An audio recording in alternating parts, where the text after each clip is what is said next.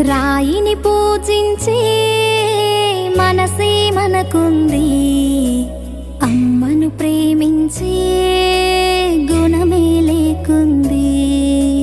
దైవము యాడుంది కను తెరవని మానవుడా, కన్లెదుటే నిలిచింది గమనించవు ఎందుకురా.